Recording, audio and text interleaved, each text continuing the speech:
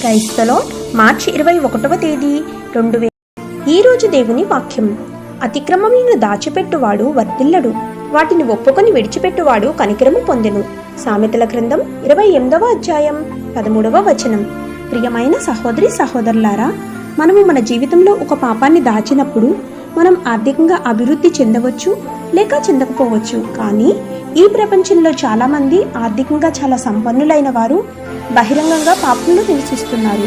అయితే మనము మన జీవితంలో ఒక పాపాన్ని దాచిపెట్టినట్లయితే మనము ఆత్మీయంగా అభివృద్ధి చెందలేము. మనము దేవునికి వ్యతిరేకంగా పాపం చేస్తున్నాము. ఆయన దాన్ని చూస్తున్నాడు. మనము చేయవలసింది మొదటి పని మన పాపాన్ని ఒప్పుకోవడం. మనం చేసిన పాపాన్ని దేవుని ముందు బహిరంగంగా ఒప్పుకోవాలి. ఆ తర్వాత దానివల్ల బాధపడిన మనుషుల దగ్గరకు ఒప్పుకోవాలి. అప్పుడు మనము ఆ పాపాన్ని విడిచిపెట్టి ఇకపై చేయకూడదు. అప్పుడు దేవుడు ఆ పాపాన్ని క్షమించును. దేవుడు ప్రేమతో కరుణతో నిండి ఉన్నాడు. మన సమస్త పాపాలని క్షమించాలని కోరుకుంటున్నాడు. ఆమేన్. God bless you.